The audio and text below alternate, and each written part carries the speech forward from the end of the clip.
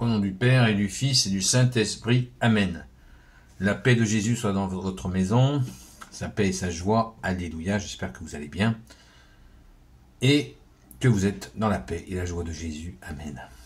Nous lisons le Saint-Évangile selon saint Matthieu, chapitre 23, versets 13 à 22. Que ta parole, Jésus, rentre dans mon esprit, que ma bouche proclame ta parole et que mon cœur l'accueille. Amen, alléluia. Alors, cette malédiction contre les pharisiens. Référez-vous aux vidéos précédentes, vous comprendrez pourquoi ça monte crescendo. Malheur à vous, gens de la loi et pharisiens hypocrites. Vous fermez aux autres le royaume des cieux, vous-même n'y entrez pas. Et quand un autre est sur le point d'y entrer, vous l'empêchez. Malheur à vous, gens de la loi et pharisiens hypocrites. Vous parcourez la terre et les mers pour recruter un prosélyte, et quand il est devenu, vous en faites un candidat à l'enfer 2 fois pire que vous. Malheur à vous, guide aveugle. Vous dites, si quelqu'un jure par le sanctuaire, le serment n'oblige pas, mais si on a prêté serment sur l'or du sanctuaire, on est tenu. Aveugle sans cervelle, quel est le plus grand, l'or ou le sanctuaire, qui rend sacré cet or? Et vous dites, si l'on jure sur l'autel, le serment est nul, mais si l'on jure sur l'offrande, déposée sur l'autel, on est obligé. Aveugle, quel est le plus grand, l'offrande ou l'autel, qui rend sacré cette offrande? Celui qui jure par l'autel, et par tout ce qu'il y a dessus. Celui qui jure par le sanctuaire et par celui qui l'habite. Et celui qui jure par le ciel, jure par le trône de Dieu et par celui qui y siège. Malheur à vous, maîtres de la loi et pharisiens hypocrites, vous payez la dîme jusque sur la menthe, l'anis et le cumin, mais vous oubliez ce qui a le plus de poids dans la loi, la justice, la miséricorde et la foi. Là sont les œuvres à faire, sans pour autant oublier le reste. Ça y va fort, les amis. Ça y va très fort. Alors on va les reprendre un par un, parce que c'est tellement important. Ça explique tellement la venue de Jésus envoyé par le Père. Merci Jésus vainqueur. C'est extrêmement touchant ce qui est dit là, parce que c'est le fond de l'affaire, c'est l'hypocrisie, comme Jésus le dit d'entrée en verset 13. Malheur à vous, gens de la loi et pharisiens hypocrites. Tous les gens de la loi et tous les pharisiens ne sont pas hypocrites, mais ceux qui dominent le sont. Ils le sont. Et ils ne pouvaient pas, Dieu, des fois les gens disent, ah, Dieu il fait rien. Oui, Dieu ne pouvait pas rester sans agir face à cette attitude qui a consisté à kidnapper, à voler la religion, à laisser ces gens qui ont volé la religion continuer à sévir. Et Jésus lui-même, le Fils de Dieu, l'agneau de Dieu, le Saint du Père, l'agneau de Dieu, est venu mettre un coup d'arrêt à ce blasphème, parce qu'il s'agit d'un blasphème. Quand on véhicule une idée de Dieu qui est fausse, on fait rien d'autre qu'un blasphème. Et ces gens-là blasphémaient. Avec grande humilité, saint Paul disait qu'avant de connaître Jésus, le Christ Jésus, il blasphémait, alors que lui était justement pharisien, de famille pharisienne. Quelle humilité! Quand il a connu Jésus, il a connu le chemin, la vérité et la vie, et du coup, il a cessé de blasphémer. Vous fermez aux autres le royaume des cieux, vous-même n'y entrez pas, et quand un autre est sur le point d'y entrer, vous l'empêchez. Qu'est-ce que ça veut dire? Eh bien alors là, on est dans le sommet de l'horreur. C'est-à-dire que ces gens-là, les tenants de la religion de l'époque,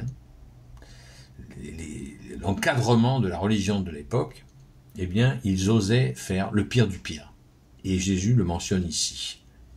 C'est-à-dire que leur mauvais comportement faisait bien sûr qu'il n'entrait pas au royaume des cieux. Fais ce que je dis, fais pas ce que je fais. Ça ne marche pas avec le bon Dieu. Les gars, impossible de rentrer au royaume des cieux. Par contre, ces gens-là, qui étaient les encadrements de la religion, quand ils avaient des gens formidables, des gens qui étaient touchés par le bon Dieu, et qui s'approchaient de lui, qui s'approchaient de Dieu, eh bien, voyant ça, vous voyez, le comble de la perversité, ces gens-là, voyant ça, qu'est-ce qu'ils faisaient? Eh bien, ils les empêchaient. Ils les empêchaient d'aimer Dieu par des crocs-en-jambes, diverses manipulations absolument inimaginables pour empêcher des âmes d'aller naturellement vers Dieu, car nous sommes faits ainsi pour aller vers lui, puisqu'il est notre Créateur.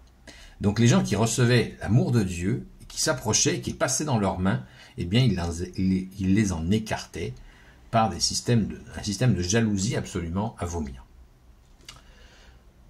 Malheur à vous, gens de la loi et pharisiens hypocrites, l'insistance avec laquelle Jésus le dit, vous parcourez la terre et les mers pour recruter un prosélyte, et quand il est devenu, vous en faites un candidat à l'enfer 2 fois pire que vous. Un prosélyte, c'est quoi? C'est quand ces gens-là se déplaçaient, et quand ils transmettaient donc la parole de Dieu, ces fameux pharisiens et maîtres de la loi, et quand ils trouvaient quelqu'un qui, comme je viens de l'expliquer, qui était touché par Dieu, eh bien, ils l'emmerdaient tellement, ils devenaient tellement jaloux par rapport à ces gens, ces belles personnes qu'ils pouvaient rencontrer, qui voulaient se rapprocher de Dieu, qu'immédiatement, ils les affublaient de tous les maux, parce qu'il leur faisait de l'ombre. Il leur faisait de l'ombre, les amis. Et oui, c'est ça les jaloux, les gens qui sont dans un esprit de rivalité. Eh bien, qu'est-ce qu'ils faisaient? Ils le chargeaient.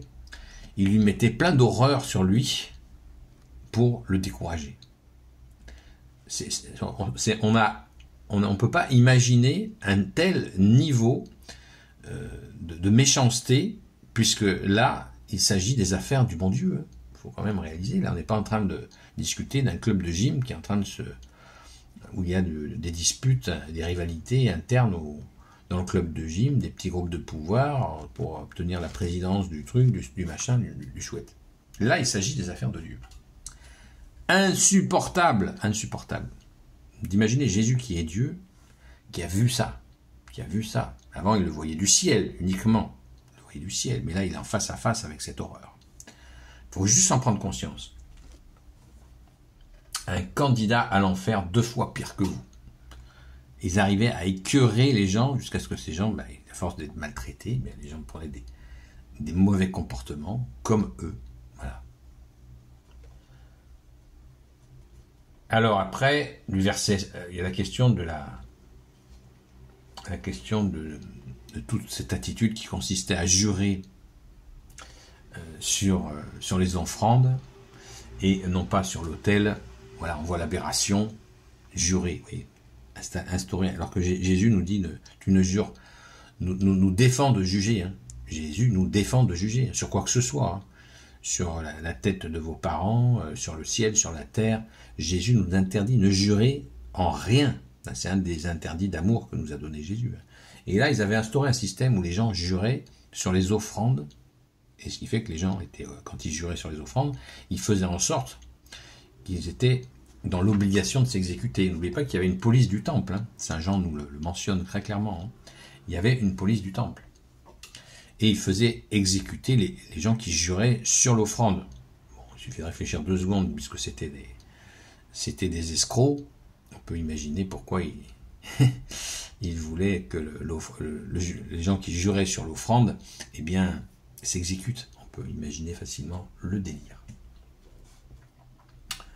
Enfin, là, il y a un aspect central et fondamental. Vraiment, je nous invite, et je m'invite aussi bien sûr à le retenir, notez-vous-le, hein, c'est ce verset 23, c'est facile, Saint Matthieu chapitre 23, verset 23, hein, c'est facile à retenir. C'est la question, malheur à vous, maîtres de la loi et pharisiens hypocrites, vous payez la dîme jusque sur la menthe, l'anis et le cumin, mais vous oubliez ce qui a le plus de poids dans la loi, la justice, la miséricorde et la foi.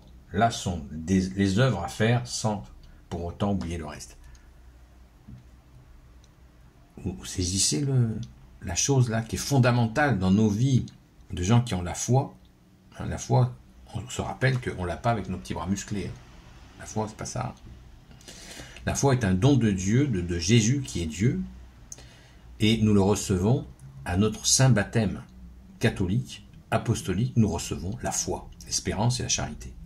Et là, Jésus dit ce point, c'est vraiment central, notez-vous-le, notez-vous-le. On devrait afficher ce verset à un endroit de chez nous. Ce qui a le plus de poids dans la loi, la justice et la miséricorde. Vous voyez, la justice, alors que Jésus ne fait que dénoncer leur attitude injuste à cette bande de malfrats. Et la miséricorde.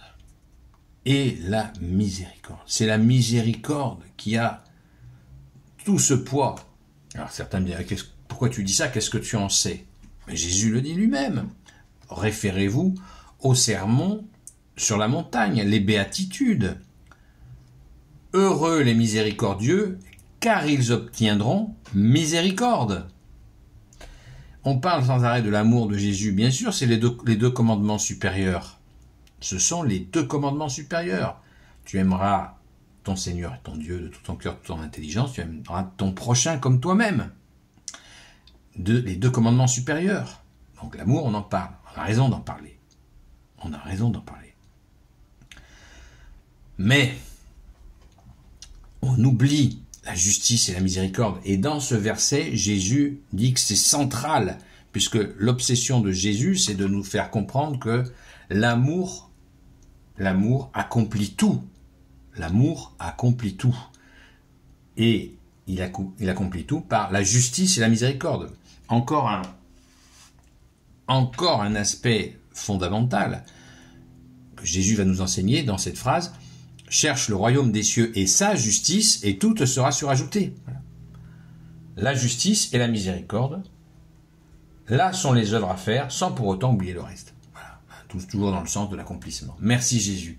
Quand on voit ça, on est dans la reconnaissance, dans la joie d'avoir notre Seigneur Jésus, le roi de gloire, le Dieu de nos vies, qui est Dieu, nous donner cet enseignement aussi concret, car nous les humains, nous ne supportons pas l'injustice. Et Jésus vient nous apporter cette justice, et avec la justice, la miséricorde, faire miséricorde. Est-ce qu'on mesure ce que ça veut dire? Nous y reviendrons, parce que c'est tellement important. Merci Jésus, alléluia. Gloire soit au Père et au Fils et au Saint-Esprit, maintenant et toujours, et pour l'éternité. Amen. Ô Jésus, toi qui peux tout et qui portes tout, toi le Sauveur, toi l'Emmanuel, je te confie toutes celles et ceux qui regarderont cette vidéo, ainsi que leurs proches, selon ta seule volonté. Ô Jésus, Sainte Marie, Reine des cieux, toi l'Immaculée Conception, toi qui écrases le serpent, toi qui as la lune sous tes pas, toi notre Mère, notre Dame, Saint Joseph, toi le juste et le saint, toi le sage, toi la terreur des démons, toi le saint gardien de la Sainte Église catholique et apostolique, Sainte Marie-Madeleine, notre chère Sainte Patronne, et vous, tous les saints et saintes, amis de Jésus, Saint Michel Archange, Saint Gabriel Archange, Saint Raphaël Archange, et vous tous les anges qui servez Jésus, je vous confie toutes celles et ceux qui regarderont cette vidéo, ainsi que leurs proches, selon ta seule volonté, ô Jésus. La paix de Jésus soit dans votre maison. Je vous propose qu'on chante, on fasse une louange, des louanges, d'action de grâce pour tout ce que nous venons d'entendre. Et surtout la question de l'amour, la justice et la miséricorde. Et je vous dis à très vite, ce soir, sur la chaîne Seul Jésus Sauve, sur TikTok, de 20h à 22h. À très vite.